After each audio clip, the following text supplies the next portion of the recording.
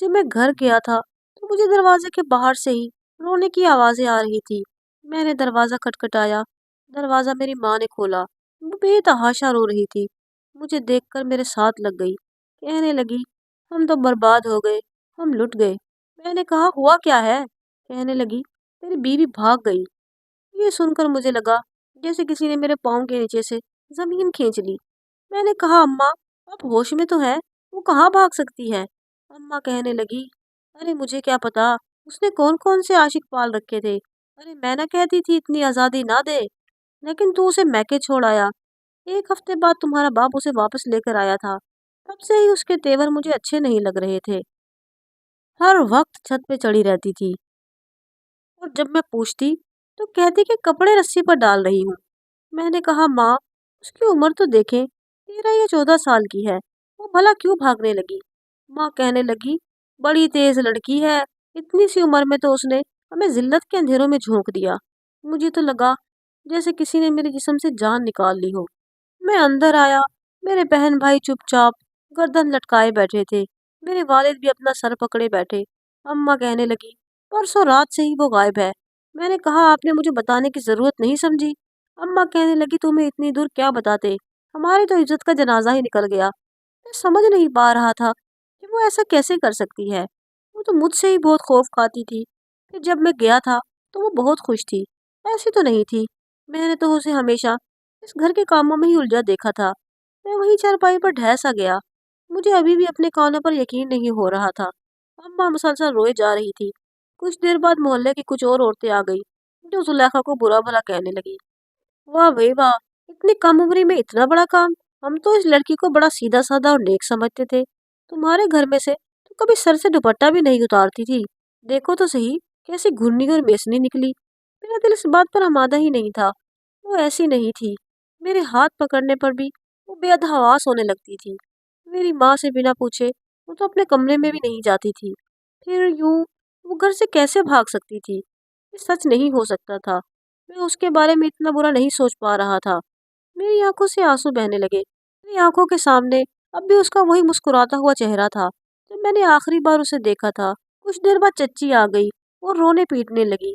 मेरी माँ कहने लगी, तुम्हारी बेटी ने तो हमारी इज्जत का जनाजा निकाल दिया। चच्ची कहने लगी, ऐसी नहीं थी वो, ऐसा हो नहीं सकता। मेरी बच्ची इतना बड़ा कदम नहीं उठा सकती। वो तो पानी तक आपसे पूछ कर पीती थी। मेरी माँ कहने लगी, ये सब दिखावे की बातें हैं। गज भर की लंबी जबान थी तुम्हारी बेटी की। अब मुंह ना खुलवाओ। अपनी समझ कर उसके ऐप पर कभी नजर ही न डाली। मुझ पर तो क्यामत टूट गई थी। छोटी बात तो नहीं थी, जो भी आता 100 बातें करके चला जाता। मेरी चच्ची रो धोकर वापस चली गई। 3 दिन गुजर गए थे और ये 3 दिन मैंने बड़ी मुश्किल से गुजारे थे। इस बात पर यकीन ही नहीं आ रहा था। चौथे दिन घर के दरवाजे पर दस्तक हुई। रात के 4 बजे का टाइम था। सब सो रहे थे, बस मैं ही जाग रहा था। सहन में रखी चारपाई पर लेटा था। दस्तक बड़ी आहिस्ता से हुई थी। मैंने उठकर जैसे ही दरवाजा खोला तो सामने जुलेखा खड़ी थी।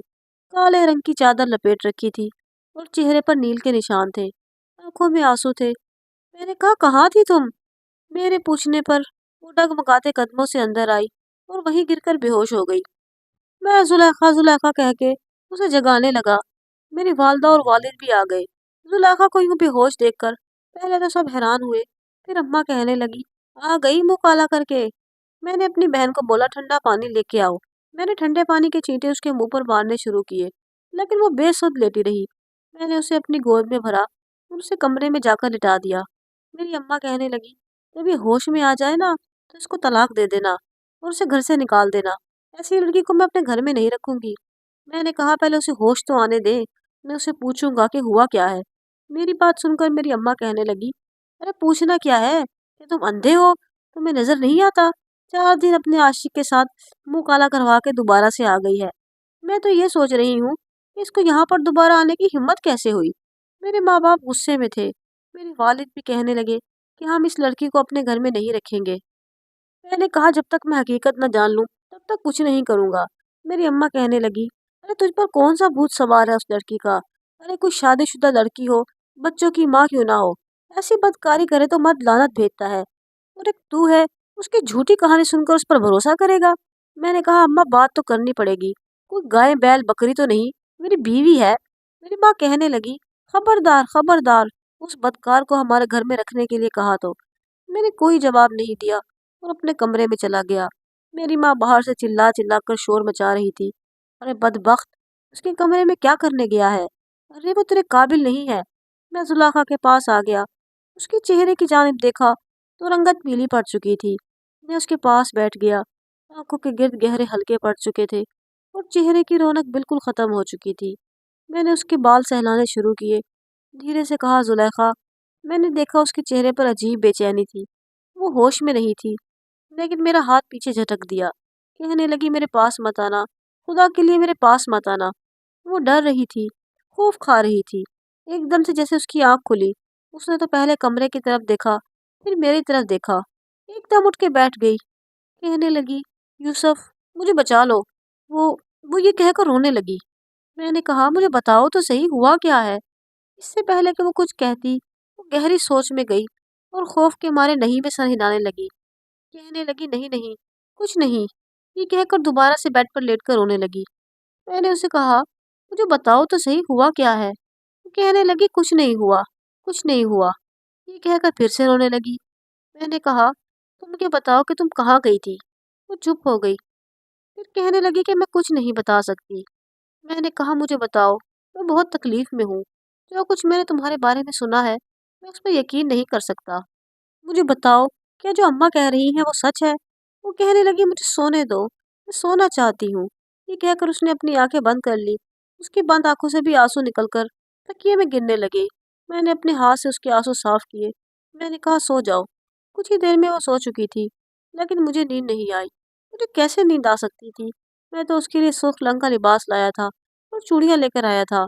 اس بار تو میں نے یہ سوچا تھا کہ ابا سے کہوں گا میری رخصتی کروا دے، کیونکہ میں 12 جماعتیں پڑھ چکا تھا، چھوٹی موٹی نوکری بھی کر لوں گا اور ساتھ ہی تعلیم کا سلسلہ بھی جاری رکھوں گا۔ لیکن یہ نہیں جانتا تھا کہ یہاں آتے ہی میرے سر پر قیامت ٹوٹ پڑے گی۔ زلیخا کو میں وہیں سوتا چھوڑ کر کمرے سے باہر آ گیا۔ باہر آ کر اپنی چارپائی پر لیٹا تھا کہ آسمان کی طرف دیکھنے لگا۔ اچانک میری آنکھ کھل گئی۔ صبح جب میں اٹھا تو شور کی آواز میرے کمرے کی طرف سے آ رہی تھی۔ میری ماں زلیخا کا بازو پکڑے اسے دھکے دے کر کمرے سے نکال رہی تھی۔ چل نکل یہاں سے، کل موہی، گناہ کر کے تو نے سوچ بھی کیسے لیا کہ تو یہاں آ سکتی ہے؟ میری آنکھ کھلی، میں اٹھ کے بیٹھ گیا۔ میں نے کہا، اماں، یہ کیا کر رہی ہو؟ میں نے اماں کے ہاتھ سے اس کا بازو چھڑوایا۔ وہ میرے بالکل پیچھے چھپ کر رونے لگی۔ اماں کہنے لگی، یہ یہاں نہیں رہے گی، اس کو گھر سے باہر نکال، میں اس بدنامی کی پوٹلی کو اپنے سر پر نہیں رکھوں گی۔ میں نے کہا، ابھی تک اس نے مجھے سچ نہیں بتایا، مجھے پہلے اسے سچ جاننا ہے۔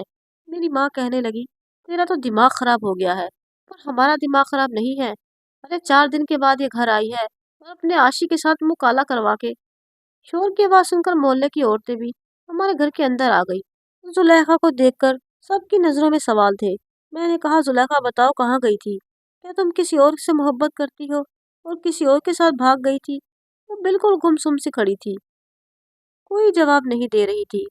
اس کی چپ مجھے اندر ہی اندر کھائے جا رہی تھی۔ میں نے کہا، میں کچھ پوچھ رہا ہوں تم سے، بتا کیوں نہیں دیتی؟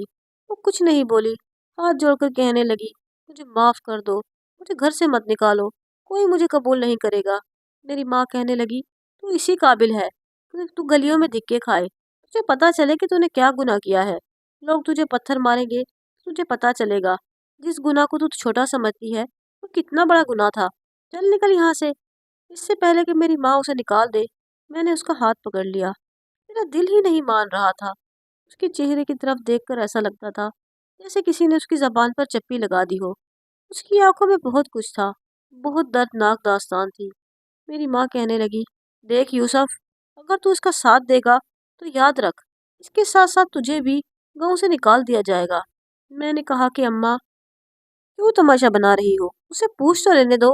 ارے پوچھنا کیا ہے، تو اسے معافی مانگ تو رہی ہے، صاف ظاہر ہے گناہ کر کے ہی آئی ہے۔ میں نے کہا، اب سب کے سامنے تو یہی کہے گی، لیکن اس وقت یہاں کے چودھری اور سرپنچ ہمارے گھر پہنچ گئے۔ آدھا گاؤں ہمارے گھر کے صحن میں بیٹھا تھا، زلیخا کی زندگی اور قسمت کا فیصلہ کرنے کے لیے۔ سرپنچ کہنے لگا، ایسی بدکار لڑکی کو اپنے گاؤں میں نہیں رکھیں گے، اپنے بیٹوں کا بولو اسے طلاق دے، پھر اس کا منہ کالا کر کے اسے گاؤں سے ہمیشہ کے لیے نکال دیں گے۔ میں چپ چاپ کھڑا تماشا دیکھ رہا تھا۔ زلیخا ایک کونے میں کھڑی ہوئی رو رہی تھی، اس سے کسی نے کچھ بھی نہیں پوچھا تھا۔ मेरी माँ कहने लगी कि ये रात को गायब हो गई थी और 4 दिन बाद आई है। हमने दाई को बुलाकर इसे चेक भी करवाया है। ये बदकार हो चुकी है। ये सुनकर सरपंच ने फैसला सुना दिया। मैंने कहा, ये कैसा कानून है? ये कैसी अंधेर नगरी है? अदालत में भी एक मुजरिम से एक बार पूछा जाता है कि अपनी सफाई में कुछ कहना चाहें तो कह सकते हैं। मैंने कुछ नहीं पूछा। मेरी बात सुनकर वो कहने लगे, ओ मियाँ, ठंडे होकर बैठो। तुम्हें तो ये सुनते ही अपनी मुर्गी के मुंह पर थूक देना चाहिए था। और तू है कि इसकी तरफदारी कर रहा है? मैंने कहा, एक बार जुलेखा से पूछे कि उसके साथ हुआ क्या था। कहने लगे, ऐसा नहीं होता। कभी मुजरिम ने भी ये कहा है कि वो चोर है? इस लड़की को तलाक दो। मैंने कहा, नहीं दूंगा। मेरी बात सुनकर सब हैरान थे। सरपंच कहने लगा, जानता है ना, अगर तू इसे तलाक नहीं देगा तो तुम्हें भी गांव से निकाल दिया जाएगा। मैंने कहा, ठीक है, मुझे मंजूर है। ये सुनकर सबसे ज्यादा हैरान मेरी माँ हुई। जुलेखा भी टकर टकर मुझे देख रही थी, जैसे उसे अपने कानों पर यकीन ही ना आ रहा हो। सबके सामने मैंने जुलेखा का हाथ पकड़ा और उसे लेकर अपने घर से बाहर आ गया। जुलेखा कहने लगी कि मेरी खातिर क्यों अपनी जिंदगी बर्बाद कर रहे हो। मैंने कोई जवाब नहीं दिया। कहने लगी कि मुझे छोड़ दो, मैं तुम्हारे काबिल नहीं रही। मैं उसे बस अड्डे तक ले आया। कुछ पैसे मेरी जेब में थे। मैंने शहर की 2 टिकटें ली और उसे अपने साथ बस में बिठाकर शहर की तरफ आ गया। कुछ नहीं था मेरे पास, न घर, न कोई नौकरी। जिस दौर की मैं बात कर रहा हूँ, उस दौर में 14 जमातें पढ़ लेना बहुत बड़ी बात समझी जाती थी। लेकिन मैंने 12वीं के पेपर दिए थे, अभी उसका नतीजा भी नहीं निकला था। मैंने शहर पहुंचते ही अपने एक दोस्त से राब्ता किया जो शहर में रहता था। मैंने कहा, मुझे कुछ पैसों की ज़रूरत है जिसमें बस एक कमरे का किराए का मकान मिल जाए। वो कहने लगा, ठीक है। उसने मुझे पैसे भी दिए और छोटे से घर का इंतज़ाम भी करवा दिया, जहाँ पर सहूलत के नाम पर कुछ भी नहीं था। मेरे इस दोस्त ने मुझे चंद बिस्तर भी लाके दे दिए। मैंने अपने दोस्त से कहा कि मैं घर में जाकर ट्यूशन पढ़ाने को तैयार हूँ, तुम मेरी नौकरी लगवा दो। वो कहने लगा कि मैं चंद ऐसे अमीर घरानों को जानता हूँ जो कि अपने बच्चों को ट्यूशन पढ़ाना चाहते हैं और फीस भी माकूल देंगे। मेरा ये काम लग चुका था। जुलेखा अब भी चुप चुप रहती। सहन के एक तरफ उसने मिट्टी से एक छोटा सा चूल्हा बनाया और वही लकड़ियां जमा करके खाना बना लेती। चंद दिन गुजर गए, ना तो मैंने जुलेखा से कोई बात की, ना उसने मुझसे पहले जैसी बात की। फिर हम लोग थे भी काफ़ी कम उम्र। मैं 18 साल का होऊंगा और वो 15-14 साल की। इस कम उम्री में जो कुछ हमने देखा, वो अपनी उम्र से काफ़ी बड़ी हो गई थी। जब मैं घर आता तो वो मुझसे कुछ घबराई घबराई रहती। एक बार मैंने उससे कहा कि मुझे उससे बात करनी है, तो वो बहुत डर गई। मैंने कहा, देखो, मैं तुम्हारा शोहर हूँ और मैंने अपनी माँ और गांव वालों की बातों पर एतबार नहीं किया, क्योंकि तुम्हारी आंखों में मैं अजियत और कर्ब देख चुका हूँ। तो मुझे पता है कि तुम बुरी नहीं हो, लेकिन अगर तुम मुझे सच बता दो तो ये मेरा हक है। मुझे बताओ तो सही कि हुआ क्या था। वो कहने लगी कि सच बहुत कड़वा है, तुम सुन नहीं पाओगे और ना ही मुझ पे एतबार करोगे। मैंने कहा कि मैं तुम्हारी खातिर इतना बड़ा कदम उठा सकता हूँ तो क्या एतबार नहीं करूँगा। वो रोने लगी। कहने लगी, जब से यहाँ से रुखसत होकर आई थी तब से तुम्हारी अम्मा के तेवर मुझे ठीक नहीं लगते थे। वो मुझे बात बात पर डांट देती थी। कहती थी कि मेरे बेटे से दूर रहा कर, और मैं हर वक्त की डांट से तंग आ चुकी थी। एक बार मैंने भी कह दिया, यूसुफ आएगा तो मैं भी उसे साफ कह दूंगी कि ताई अम्मा मेरे साथ अच्छा सलूक नहीं करती। ये सुनकर ताई अम्मा मुझे और भी डांटने लगी और मेरे मुंह पर थप्पड़ भी मार दिया। मैंने रोते हुए यही कहा कि मैं यूसुफ को बताऊंगी। एक बार एक पड़ोसन आई, ताई अम्मा से कहने लगी, मेरी बहू भी यूं ही जबान चलाती थी। मैं पीर बाबा के आस्थाने पर गई तो उन्होंने मुझे एक ऐसा तावीज़ दिया कि मेरी बहू मेरे आगे जबान चलाना ही भूल गई। मुझे उन बातों पर यकीन नहीं था। ताई अम्मा को शायद यकीन था, इसलिए पड़ोसन के साथ चली गई। अगली बार कहने लगी, तैयार रहना, पीर साहब के पास आस्थाने पर जाना है। मैंने इनकार किया तो कहने लगी, अगर तू सीधी तरह मेरे साथ नहीं जाएगी तो मैं तुझे घसीटते हुए ले जाऊंगी। मैं उनके गुस्से को देखकर चली गई। मेरा वैसे भी इन बातों पर यकीन नहीं था, इसलिए मैंने सोचा क्या करवा लेंगी।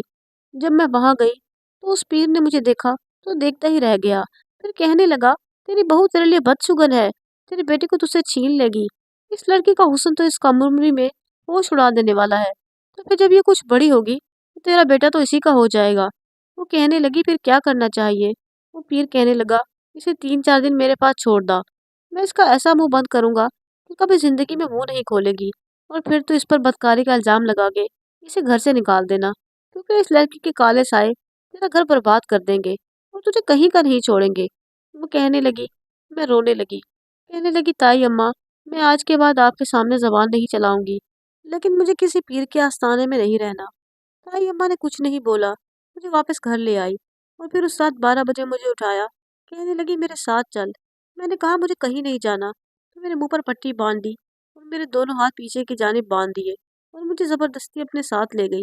باقی سب سو رہے تھے، مجھے لے جا کر پیر بابا کے آستانے پر چھوڑ دیا۔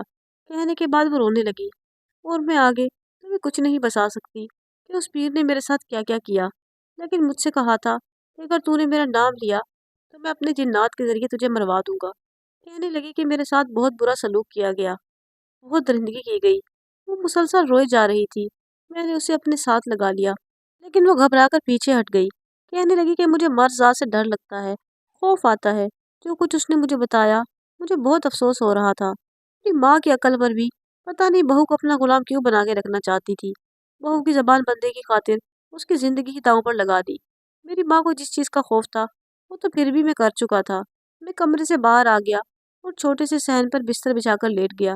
زلیخا کی سسکیوں کی آواز میرے کانوں میں آ رہی تھی، لیکن میں نہیں چاہتا تھا کہ اس کے قریب جا کر اسے اذیت دوں۔